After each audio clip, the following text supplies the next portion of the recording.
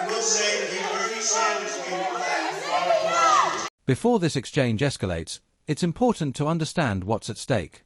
This hearing brings together members of Congress, city mayors, and policy advocates to debate immigration, local governance, and federal authority, issues that have shaped national politics for years. But as we're about to see, the conversation quickly shifts from policy to personal confrontation.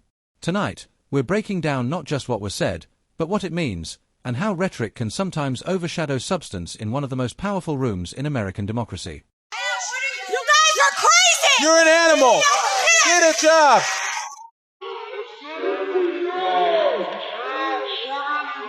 To say something like that to myself and a lot of my colleagues is way out of line. It's way out of line. It's way out of line. Regular order, Mr. Way out of line. Regular order. That's okay. But it's okay, right? That is not how it It's goes. okay, right? You hold yourself accountable before you talk about Hold Washington, myself D.C. accountable. Mr. Lee. Hold your own self accountable. How Keep about it out that? of your mouth. Hold your own I'm self trying, accountable. Mr. How about that? You know, I think it's also really important to understand, like, the incredible kind of slanderous, like, defamation. I don't know what to call it. They're just burying Washington, D.C. You just heard them speak about our nation's capital in that way, in a way that I feel very much like that's not what I see. I see people walking around with their families, people enjoying time to see these beautiful, incredible, beautiful monuments and everything. And there's a pride here, too. And so I just want to bring the D.C. residents into this committee because I feel like they are being made invisible.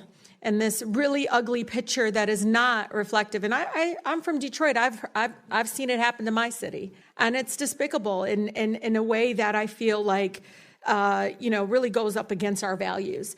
You know, one of the things that I know in every abuse of power that we let President Trump and the administration get away with in D.C., it will be replicated. It will be expanded across the country, and it is going to tear apart our communities.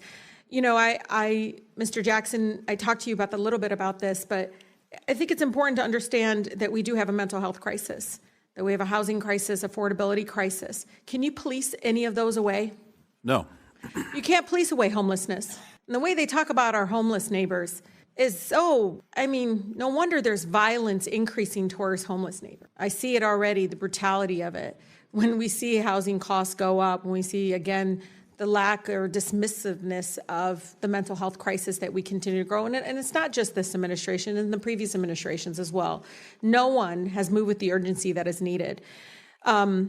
Just last week, the committee approved over a dozen bills regarding Washington, D.C. And, I'm just curious. Criminalize children. My colleague from Boston talked about this.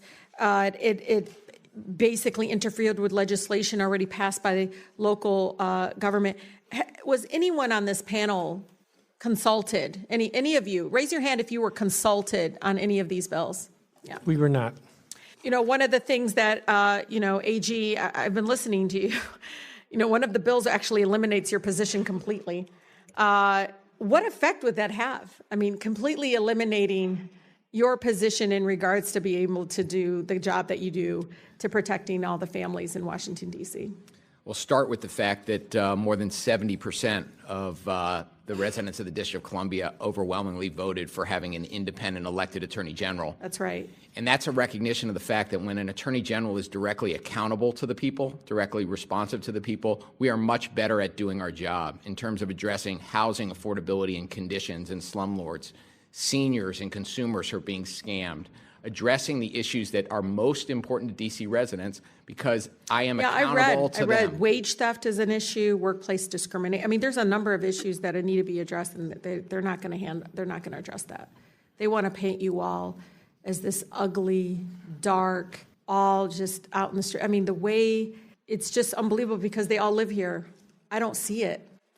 I don't see what they see. I don't understand why we're allowing that to happen, because I actually think it's going to hurt our communities. People are going to look at Washington, D.C. folks in a way that I think is going to be very painful, but also, I don't know, Mr. Jackson, I heard the stories. People didn't leave their homes. They weren't leaving their homes. Businesses didn't see people coming into, that's what we want in our nation's capital. Stay in your house. Don't move. Don't go anywhere. Stay fearful. This is the turning point where the discussion shifts from policy substance to charged rhetoric. Placing the commentary here allows viewers to pause and process the historical and political context before the exchange becomes more personal and confrontational. It's unbelievable that my colleagues continue again to eject this narrative and this rhetoric in regards to it. But I think it's important, Mr. Chair, just like in D.C., Home Rule was won out of Black freedom struggle in the fight for civil rights, we can't be passive right now. So nobody over there should take anything we say so personally as if we're attacking them. No, we're attacking a process. We're not attacking people here. And I think it's really important. We need to stand up against this fascist takeover. That's not a bad word. It's a fact. And here in D.C. and across the country, it is so incredibly important, Mr. Chair, that this committee does not allow rhetoric that defames or paints Washington, D.C. in a way that you all haven't really truly seen. You're just reading it. No, you're just reading it or something off of some. Will the gentlelady yield to a question? Yeah, I think it's really important. Will the gentlelady yield? No, I don't yield. I don't even have time. I can tell you. Your time's expired. It is expired, but Mr. Mr. Chair, but you all live here, and you're not telling people the beautiful parts that you do see in our nation's capital. And no, it's just wrong how we're doing. Chairman, I think it's insane that the gentlelady doesn't have an argument, but she's going to refer to me and some of my colleagues. Mr. Donald, we were from the Third Reich. This is insane. You're going to look at 14, 15-year-olds as a bunch of criminals? It's insane. Oh, do I look like a member of the Third Reich to you, Ms. Talib? Please, is that what I look like to you? You're the one taking your voting card. Is that what you think? Is that what you think? Is that what you think? No, that's unethical. I think it's radical and I think it's insane. And I'll respect everything that you say. But to say something like that to myself and a lot of my colleagues is way out of line. It's way out of line. It's way out of line. Regular order, Mr. Way out of line. Regular order. That's okay. But it's okay, right? That is not how it goes. It's okay, right? You hold yourself accountable before you talk about Hold myself accountable. Hold your own self accountable. How about that? Hold your own self accountable. How about that? Thank you, Chairman. This is my third term on the Oversight Committee. We've been talking about illegal immigration and oversight the entire time. I remember we had a group of this committee that went down to the El Paso section of the border. This was back in February, March of 2021. And during that time period, we were at one of the holding centers, and there were these buses that were coming to the detention facility, and they were picking up 30 kids, 50 kids at random, walking out of the facility. And when I went over to question the bus driver that was transporting these kids, border agents told me, as a member of Congress, that you're not allowed to question the bus driver. And of course, people knowing me, I didn't take no for an answer, and I repeated the question. And I was told that this bus of children was leaving El Paso and going to San Diego. And so what was occurring under the Biden administration is that they were busing unaccompanied minors all across the United States for one reason and one reason only. And that was because they did not want the press to see the pictures of kids in cages. They did not want to see our borders being overrun. They wanted to disperse that problem all through the United States. That is the reckless history of illegal immigration under Joe Biden and the Democrat Party. Mayor Johnston of Denver, yes, you lamented earlier that there were 10 to 11 buses coming per day to your city. Did you ever talk to Joe Biden about why this was happening to your community? Thank you, Congressman. I both reached out to Governor Abbott from Texas. He didn't respond, and I did. Why would you reach out to Governor Abbott of Texas when it is Joe Biden, the former commander-in-chief, that opened up our borders? Why didn't you talk to him? Well, our buses directly were being sent from Governor Abbott in Texas, so that was why we reached out to say we're happy to collaborate on a coordinated entry system. We understand no one state or no one city should bear the entire brunt of this, but let's collaborate. But I did. So I'm glad you said that, because that brings me to my next point. Governor Abbott and Governor DeSantis, when they started moving illegal aliens out of their states who were bearing the brunt of what Joe Biden and Kamala Harris were doing, and they've sent them to Denver, they sent them to Chicago, they sent them to New York, they sent them to Martha's Vineyard. The reason why they did that is because you four could hide behind the realities of illegal immigration on border towns all through our country and on cities and states who did not want to see illegal immigration, but did not have the political representation to go to the White House. And only when it showed up on your doorstep did you get upset. Mayor Johnston, coming back to you, how much did your city spend on illegal immigration? Do you have a round number? Over the last couple of years on all newcomers, whatever their status was, it's around $79 million since 2022. $79 million. Mayor Johnson, Chicago. How much has the city of Chicago spent on illegal immigration? If you're referring to the 2022 up to 2024 of the buses coming from Texas, roughly the same percentage of the state of Texas, about 1% of our overall budget. What is that?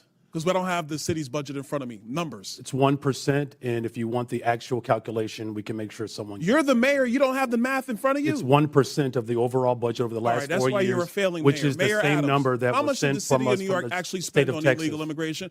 Mayor Johnson, I already asked you. You don't have a hard number. And if you don't have a hard number, you're not running your city well. Mayor Adams, how much did the city of New York actually spend on illegal immigration? $6.9 billion of taxpayers' dollars. $6.9 billion of taxpayer money on a problem that was fostered on the American people. Mayor Wu, in the city of Boston, how much did you spend?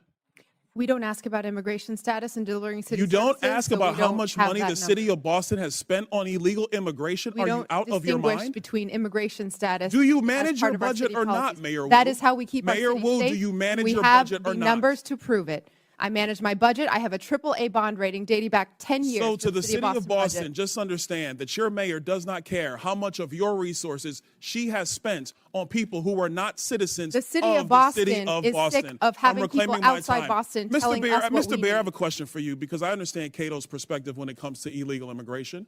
I understand that the Cato Institute for a long time has had a standard of actually having open immigration into the United States. Generally speaking, I don't want to get into specifics. We support legal immigration. We want immigration. By this point, the immigration spending debate and budget questioning have concluded.